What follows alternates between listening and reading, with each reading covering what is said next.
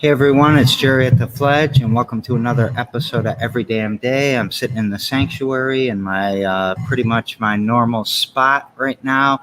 I've got Edward Smith, I Can't Breathe t-shirt that's really an original painting that's back in the store if you want to come check it out. And shout out to Edward Smith for a really kick-ass show a couple of weeks ago and all the work that you're doing in the community. Also want to give a shout out to thisent.com and the champ Joe Walker for summarizing some of the shows and all of that. I love the way you're doing that, and I appreciate you very much.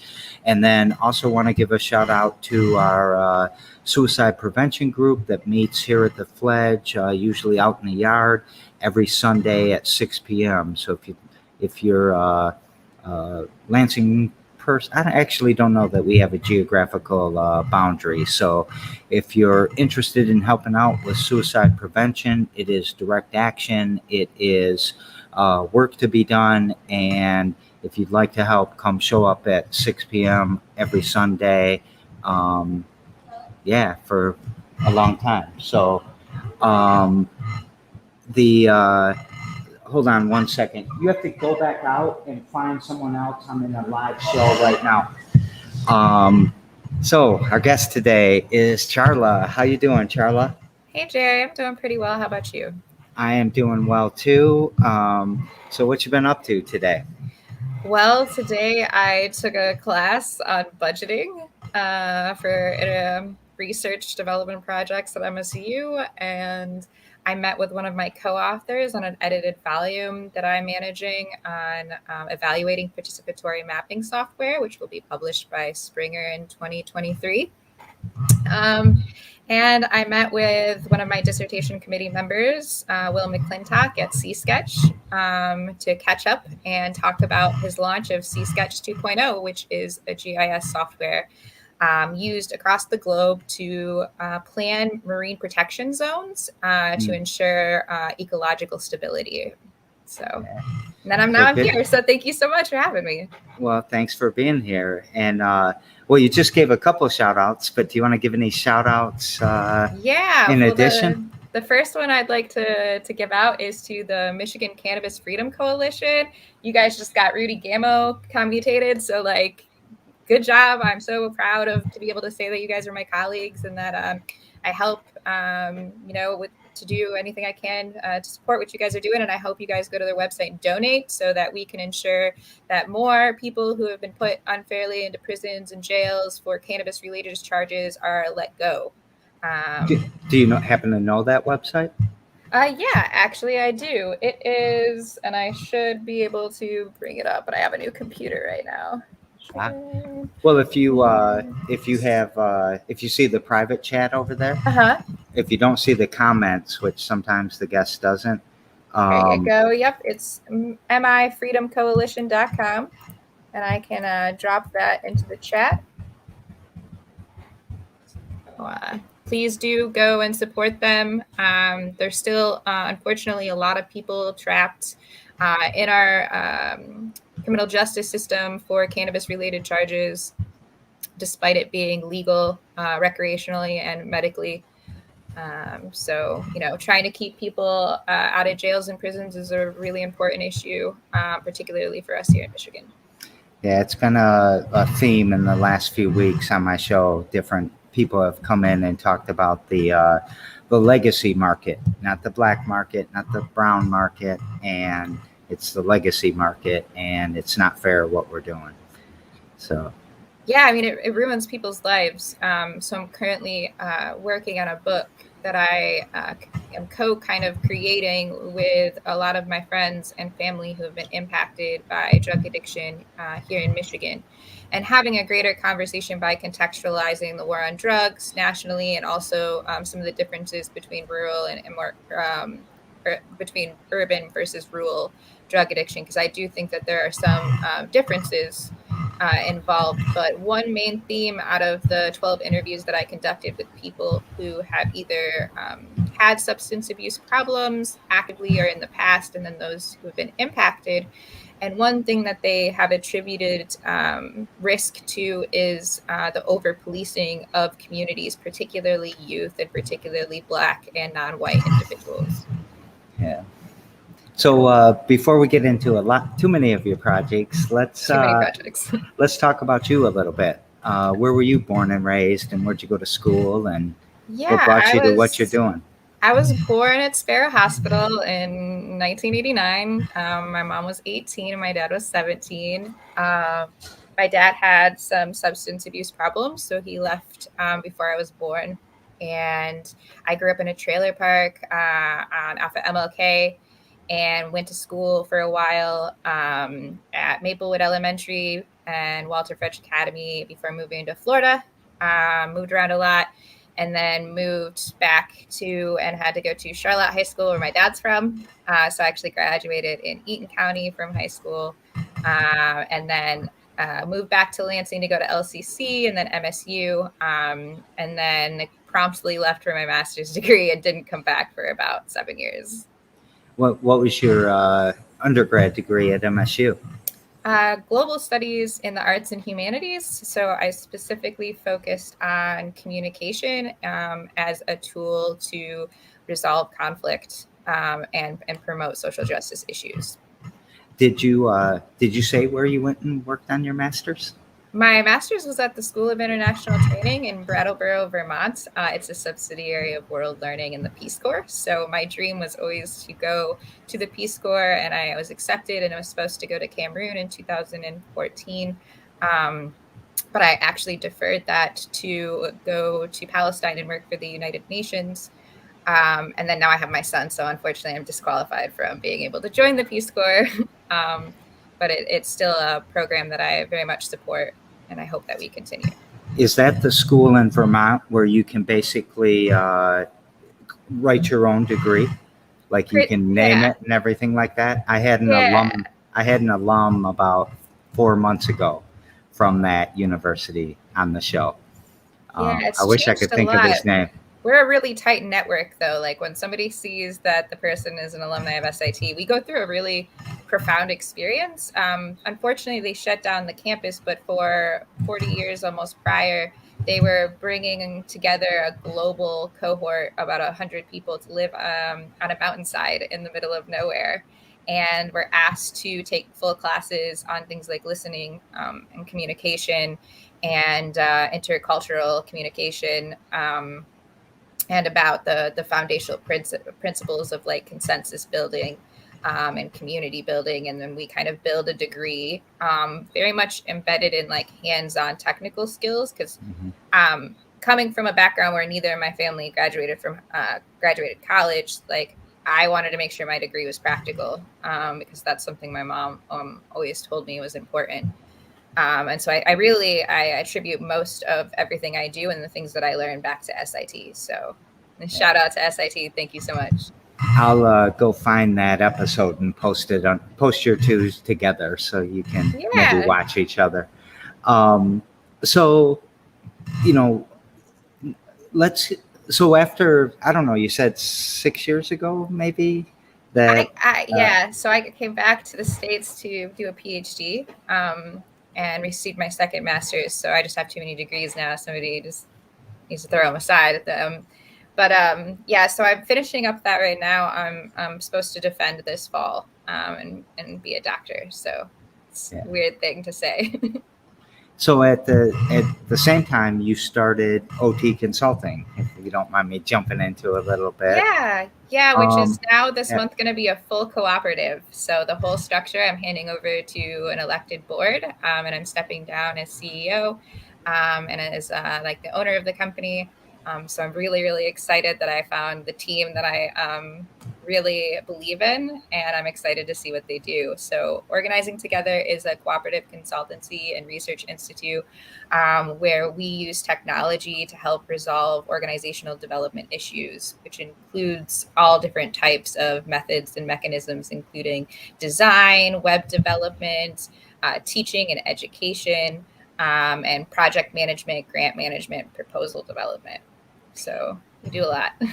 Did you ever think about making it a DAO, a DAO, or decentralized autonomous organization? I actually don't know much about that. The only reason why I know anything about cooperatives is because, and another shout out, I lived at the Michigan Student Housing Cooperative, Vesta, and a couple other living spaces, and I really enjoyed it, and I really like that frame. What's the difference, Jerry?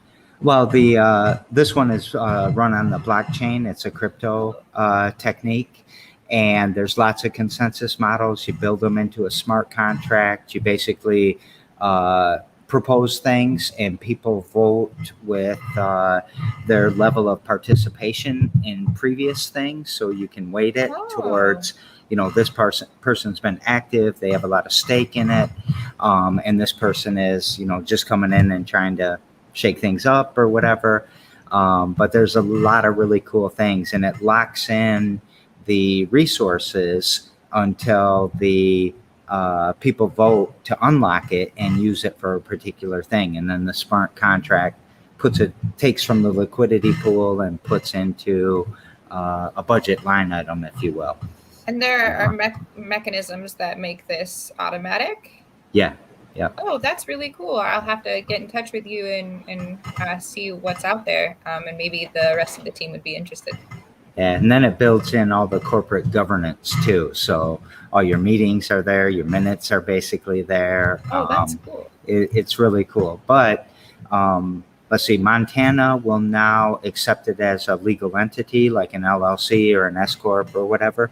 And they're the only ones. And there's a lot of people watching that.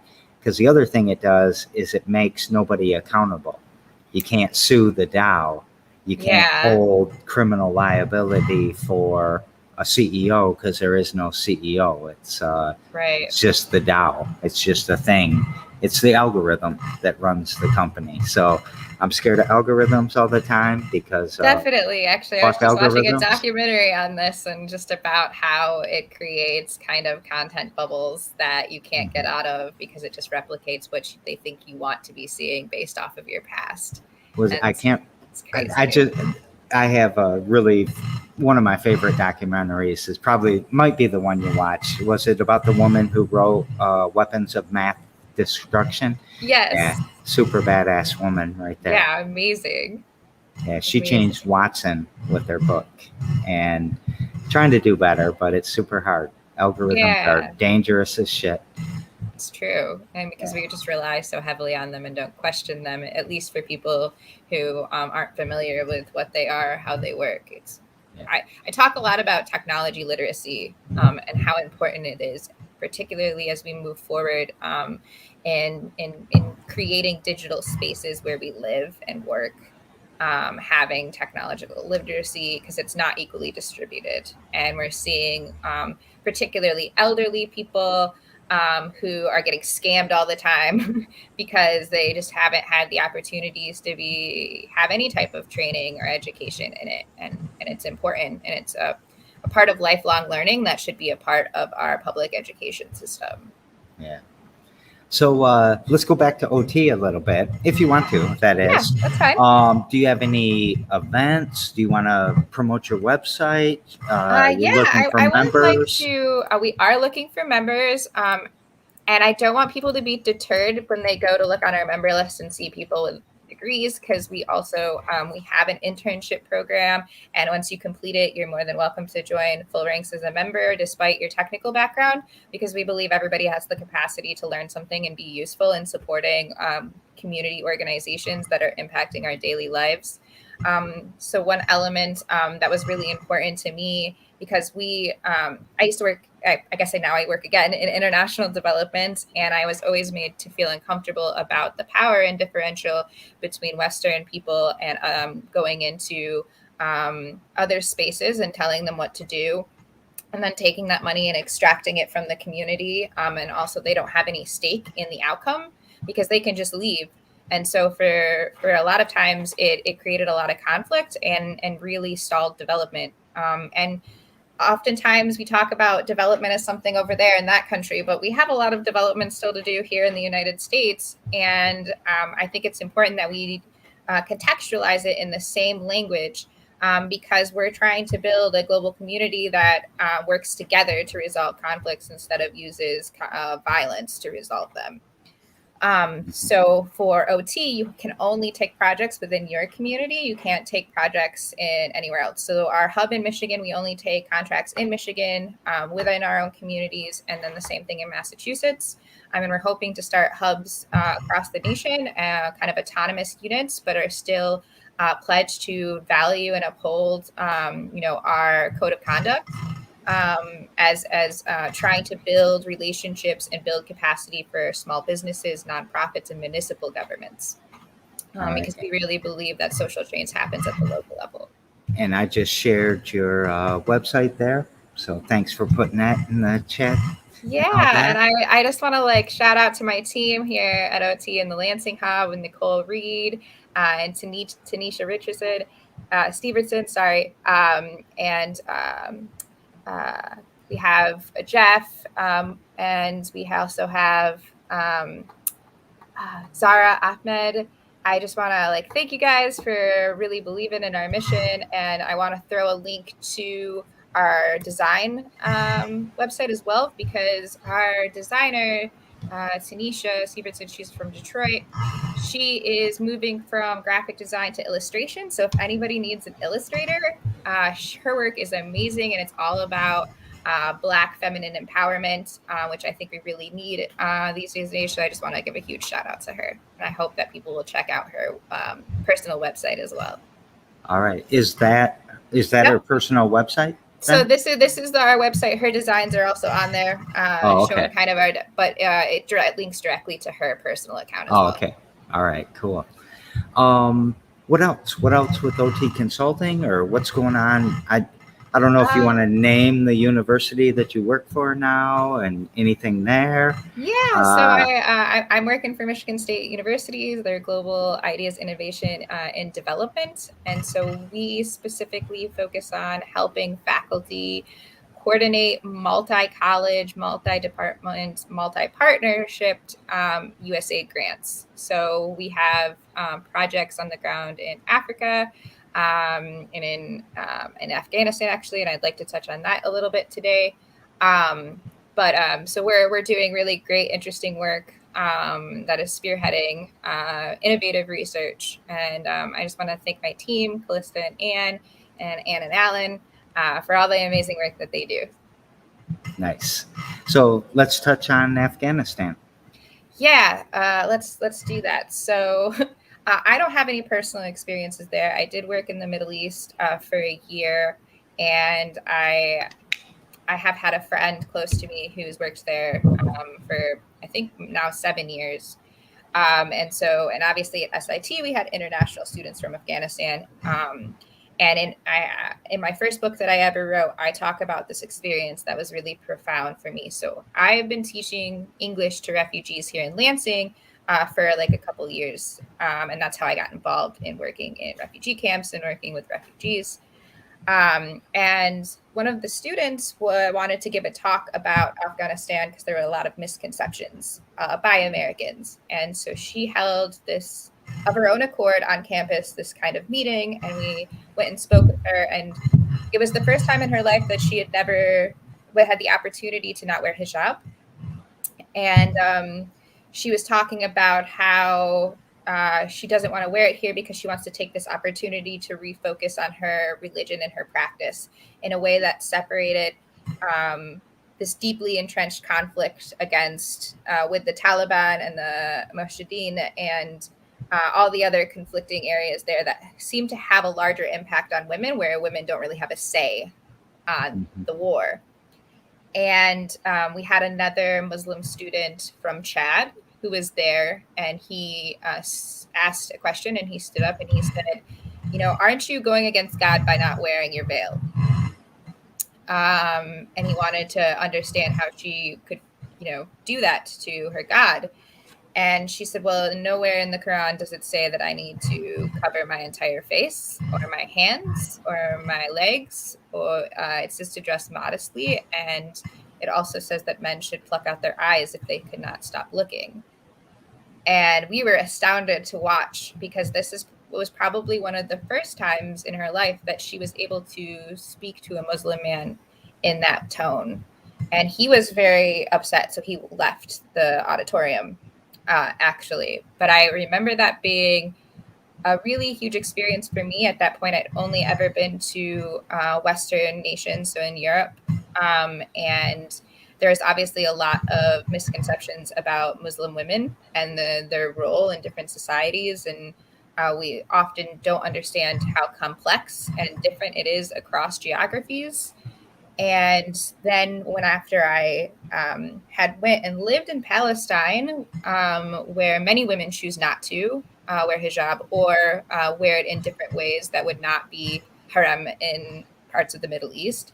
And they said the same thing, that this is about their experience with God, and no man who's of flesh should be able to tell them what to do.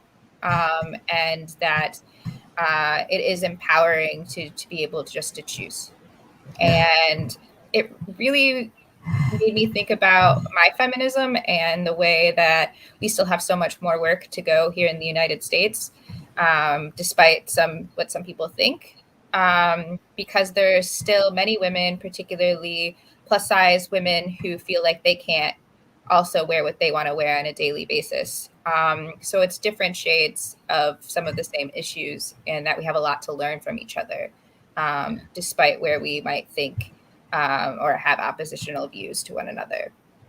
I've always found I spent tons of time in the Middle East too. And I've always found it a continuum that, maybe with the expectations of the culture in the Middle East, it's kind of on one side of it, and the expectations of our culture in the US, it's on another side.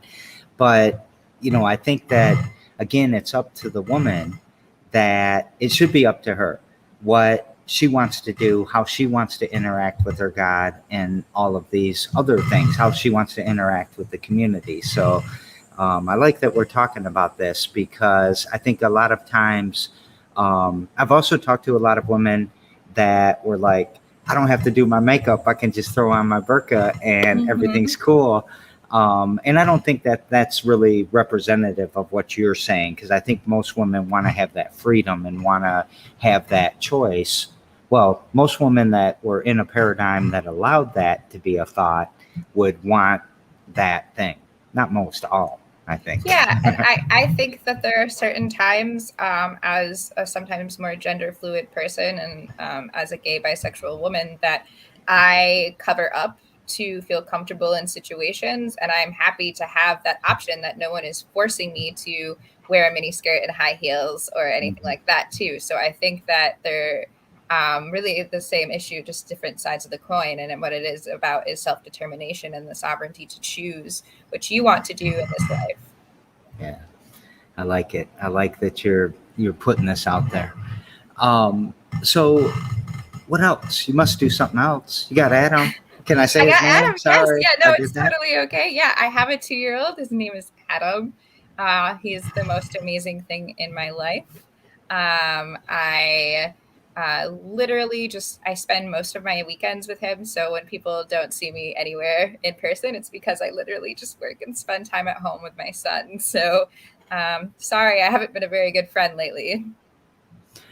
So are you doing any art? You raising any animals? I You have my chickens and I have my dog, and I'm in the middle of, God willing, inshallah, to purchase the house next to mine on a land contract, and actually focus on a cooperative living space for women, people who are an LGBTQ community, and refugees can have extra housing in Lansing. Oh, nice. How many rooms would that open up for you? It would be 4. All right. So you could help 4 people or even more. Even more, technically. Yeah, I don't mind living with people with children either. So it all is going to be on capacity and an ability, obviously, but mainly focusing on those. Also providing maybe some space for some international students. That's safe as well. And so I think for me, I flourish better when there's more people in my life, and my family is bigger. And so I really just want to create a big family for Adam. Well, connection's the opposite of everything bad, right?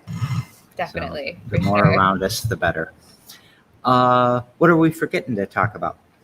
I don't know. I think that's mostly it. I think I also want to give a shout out to the East Side Festival that's going to be starting on Thursday, Friday, and Saturday. So I'll make sure I include that. OT will have kind of a spot down there for a little bit. I'll have my son, so I'm not sure how long I can stay. But I'm really excited to meet all the different organizations and my neighbors. I just really love the community that I live in. So if people want to meet you, they can come to the East Side Summerfest. Yep, Summerfest. That's what it is. It's on Thursday too? I think it's 3 days. Yeah. It might only be 2. I think it's only Friday, Saturday. Only Friday and Saturday? Okay. Well, I'm not coming on Thursday if it is. So, okay. But we'll also be there on Friday, Saturday. Great. So are you going to have a table at the spot, or are you just opening up the Fledge? The foundation's going to have a table, the Fledge is going to have a table, and we're going to open up the Fledge. So if people want to come down after they learn a little bit about what we do. Great. And just shout out to try to mask up everybody if you can. And go get your vaccine. Go get 2 of them before you come on Friday. I feel like the reason I just feel like because I have a small child who can't be vaccinated, I feel way more insecure about what's happening. But I also took a look at the number of children who have died since the beginning, and it's only like 317, which it's horrible that any children should have had to die at all. And I can't imagine the pain that must cause those families. But it's not as big as I think I had conceived it to be before. Yeah, but still get your vaccine and still bring masks. Bring masks. You know, if you're not outdoors, maybe put it on. It's just nice. So how would you kind of summarize what your mission is? Yeah. I mean, I feel like my mission in life is really just to connect people to meaningful experiences. I think a lot of us struggle to find meaning in our lives, and it leaves this dark void that we fill with anything else, so that we don't have to deal with those feelings. And if I can spark connections between people in any possible way that keeps them away from diving deeper into that darkness, then I've been successful. So what do you do every damn day to push that mission forward? Yeah. So every day I just continue to, I kind of feel like I'm this connection person. People ask, where can I find this resource and where can I find that? And so I'm kind of like one of the old marketing recipients who's putting the little dials into the back of the box for communication. And I'm just always here for my community and making sure that if someone needs a helping hand, that I can provide it, or I can find someone else who can provide it in the immediate process. So I just I want to build a better Lansing so that my son has more opportunity than I did, and that the kids that are still struggling here, because things haven't really changed since I was a kid by that much, have more opportunity. I think the poverty rate went up. So good job, Lansing. Yeah, it has. And also has like the sexual assault rate. So has like the violent crime rate. And Michigan in itself seems to be economically a very still forgotten state in America. And I think, honestly, in my personal opinion, and maybe slightly conspiracy is that keeping a resource-rich state down makes it more convenient for when they want to come and take our water. Yeah. That's what I always am afraid of, is that we should form not OPEC, because it wouldn't be the same mission because they want to control the supply, but a OPEC-like, a council of how we're going to protect our water. We need to give everything back to the natives, and then we're done and let them do it. But we need to shut down Line 5. We need to quit selling water to Nestle. We need to quit letting people just dump their garbage into the rivers over by Grand Haven. All of the shit that we're doing. So, yeah. Yep. And I hope with people like you and you training more of you for the future, we'll be able to put a dent into this negative trend. Inshallah. I said it right this time. I didn't put the F word in the middle because I respect all my Muslim friends. But so we daisy chain these shows together. And yesterday on the show, I had Rich Griffin, who works for the Michigan Judicial Advocacy. He's doing the stuff with the Good Time Initiative.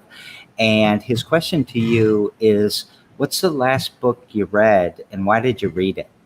I have to grab it because it's right here next to me. The last book that I read was Dealing with an Angry Public. And this is by one of my favorite conflict resolution at Harvard School, Lawrence Susskind and Patrick Field. But it's entirely about the ways in which corporations can deal with an angry public. And you might think to yourself, like, wow, that's kind of messed up, Charla. Why would you be interested in how to counter narratives for corporations? But the truth is there's a lot more to learn about the way that corporations handle the public and how PR is formed in ways in which to counter harmful corporate narratives. And so that's the type of thing that I read for fun in the bathtub. And then I guess I have to shout out my dissertation chair because we just finished with a little bit of support for me, barely nothing, but supporting shrinkage, better planning, and decision-making for legacy cities. And that's by Michael Johnson, Justin Holland, Eliza Kinsey, George Hichwar, and a little bit of support by me. So thank you so much for that great book and really being able to dive into how we can use big data to actually support community development that's equitable and sustainable. Yeah. How do you think that the algorithm discussion we were having earlier and that big data discussion now meld together? I mean, is it? I think it goes back to kind of the technology literacy that I was talking about. And just like any mathematics, statistics can be altered in a way that serves alternative purposes from their creation, or at least their idealized creation. And so really what it comes down to is that we have to keep things open source so that we can look at algorithms ourselves. Right now, we don't have really any open source laws here in the United States, but in the EU, they have a lot of regulations on open source. And there are countries around the world who make it mandatory for larger corporations and the government to publish all of their data. And so we have to keep pushing both technology literacy, data literacy, and open source public availability of data so that we can keep transparent governance. I think that when I got my degree in statistics, one of the things that was a common theme is that figures never lie, but liars figure. So if you want to make your data look some way, I'm available to manipulate it and tell any story you want with it. Yeah. Did you read Stories of an Economic Hitman? I did not. So I highly suggest this to you. They also have an audiobook, but it was from a retired guy who worked at a private company in Boston, kind of like Cambridge Analytica, except he was an economist and his job was to convince foreign country representatives to take out loans with the IMF, knowing very well that if you looked at the numbers, they wouldn't be able to pay those back. And so it was a predatory lending scheme. And then once they couldn't pay back, they were forced by the IMF to privatize all of their public industry. Those privatized entities were then bought up by European, Chinese, American companies and dismantled. So what happened to Venezuela? Yes. It happened to Venezuela, Chile, Kenya, Nigeria, Indonesia, lots of these countries who had flourishing public companies that were owned by the people. Yeah. And one of the weapons they use against socialism now is all these socialist countries had to fail and do this Although crap. Cuba's, standard of living, life expectancy is higher than ours in the United States, but socialism can never have any benefits. I think a lot of countries are higher than ours. Yeah, we're actually pretty low and staggering low once you look at non-white Americans. It's wild. Including here in Lansing, Michigan, by the way, everyone. Tomorrow on the show, I have Nikki Thompson Frazier with Sweet Encounter. And what question would you like me to ask her? I would like to know what her favorite breakfast food is. Yeah, so it's probably like a breakfast, lunch, dinner person. I'll eat it all day. So it's probably not going to have any allergens in it because that's the origin of Sweet Encounter there. But what's your favorite breakfast meal? Breakfast burritos, particularly from El Oasis when they open at 8:30 in the morning with their like spicy green sauce. It's so good. Yeah, I like breakfast burritos. I don't eat breakfast that much, but I'm not going to tell you that until my TikTok later. So that's probably why I don't eat it for breakfast, is because I don't eat breakfast. I fast in the morning. But yeah, I eat it for dinner all the time. So happiness, sadness, joy, hope, and or love. What word or words would you like to talk about? I would like to talk about hope, because I feel like personally, and with a lot of other people, it's been a really hard couple of years. A lot's been going on. I think a lot of people are struggling, and I would just like to hear more about what gives you hope, Jerry. What gives me hope? Mm-hmm. I think that you don't get to flip that. No, it's okay. I think that what gives me hope is, number one, I'm an eternal optimist since I was a kid. I think it's one of the tools that I learned to use early to get me through poverty, to know that tomorrow is going to be a better day, and that, it's actually on both sides. Nothing's ever as bad as it seems, and nothing's ever as good as it seems. And I think that in some way to me is some seed of hope. I love this phrase. I confirmed from a Russian pianist that this is a phrase they use all the time, but in Russian, they say, I don't know how to say it in Russian, but they say hope is the last to die. And so I think if I'm alive and I've got a chance, it gives me hope. But I also see that things are decentralizing, that things are moving back towards the people. And as the people are being more and more empowered, like through crypto or through social change that I think we're seeing right now, I hope that we're seeing, I think that, it gives me hope when there's 10 people in the room having a smart discussion about, and smart's the wrong word, but having a healthy discussion about any topic, that we come to solutions almost every single time.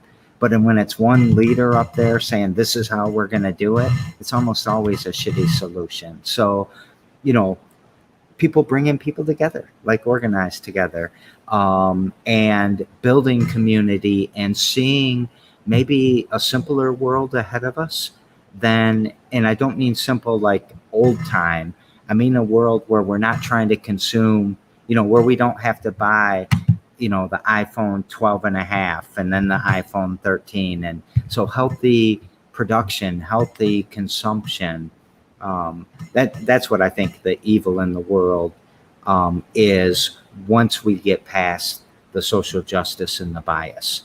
But, Farhan, he commented, Inshallah, I see you, Jerry. And actually, to be fair, Charla also said Inshallah earlier, but Farhan gives me hope. That's for sure. Farhan's a good person. Yeah. And that's what gives me hope, is just meeting more really amazing people who are better than me, because I meet them all the time. And I'm just so happy that they're in the world, because nobody can do this alone. This is going to be a group effort. Yeah. So what did we forget to talk about? I don't know. know what's happening at the Fledge. What can we help you with? Show up, engage, and help us figure it out. I heard also you might need some help with your freestand. Well, that the free stand technically is managed by the Lansing Free Stand, and that Figgins is the steward of this stand, like each of the others have stewards, and they are asking for volunteers to take on some of the duties from time to time.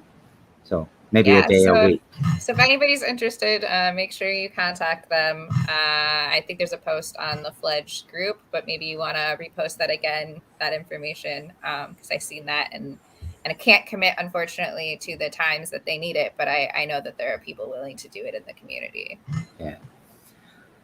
All right. Well, that's a good thing to talk about. Anything else? No, I don't think so.